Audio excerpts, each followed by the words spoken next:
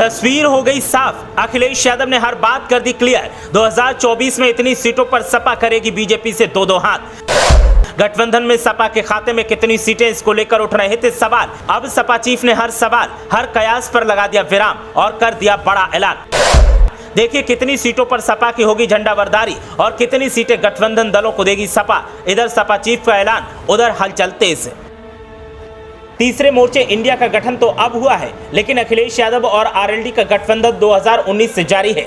ऐसे में अक्सर सवाल किया जाता है कि गठबंधन में कितनी सीटें सपा को मिलेंगी और कितनी सीटों पर लोकसभा चुनाव में समाजवादी पार्टी दावा ठोकेगी। ऐसे में कोई खुद को सियासी जानकार बताकर फॉर्मूला बता रहा है तो कोई ऐसे ही दावा ठोक रहा है। लेकिन अब खुद सपा चीफ अखिलेश यादव ने पत्रकारों के सवाल पर जवाब दिया और तस्वीर को साफ कर दिया। उन्होंने बता दिया कि कितनी सीटों पर सपा चुनाव लड़ेगी और कितनी सीटों पर गठबंधन दलों की दावेदारी का मौका दिया जाएगा।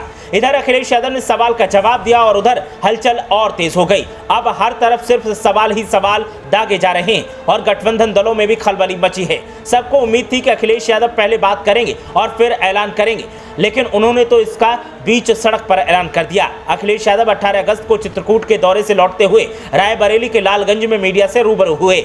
इस दौरान सवालों का जवाब देते हुए उन्होंने केंद्र और राज्य सरकार पर जमकर हमला बोला। उन्होंने सड़क को लेकर, शिक्षा को लेकर सरकार पर जमकर निशाना साधा। इसके साथ ही रायबरेली के विकास के लिए खुद को और सपा का श्रेय दिया।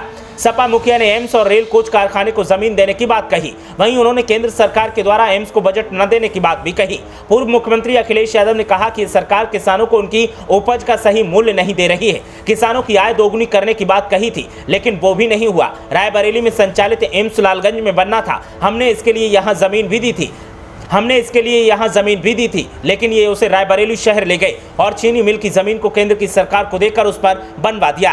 केंद्र सरकार ने बजट नहीं दिया, एक भी अस्पताल नहीं बनाया जहां गरीब जनता का इलाज हो सके और ये सब व्यवस्थाएं खराब कर दी। एम्बुलेंस सेवा 100 डायल खराब कर दी। इसके अलावा भी कई बड़े प्रोजेक्ट हमारी देन है। रेल कोच कारखाने के लिए जमीन मुलायम सिंह यादव ने दी। अन्ना पशु पर तंज कसते हुए कहा कि सड़कों पर नए ट्रैफिक ऑफिसर आ गए हैं जो दिन में कम रात में ज्यादा दिखाई देते हैं। सुनने में आया है कि सरकार के एक मंत्री को घेर लिया। अब सोचिए सरकार क्या कर रही है। इंडिया और पीडीए मिलकर के इन्हें बाहर करेंगे।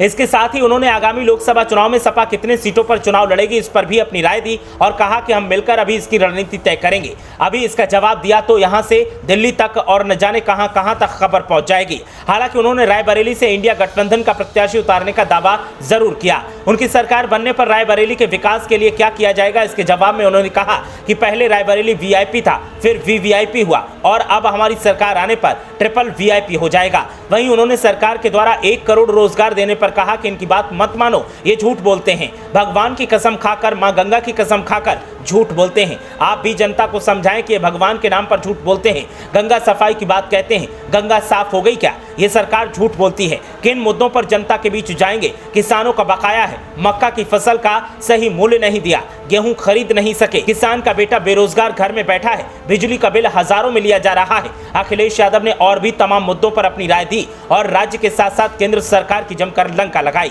Bureau report, Samajwadi bulletin.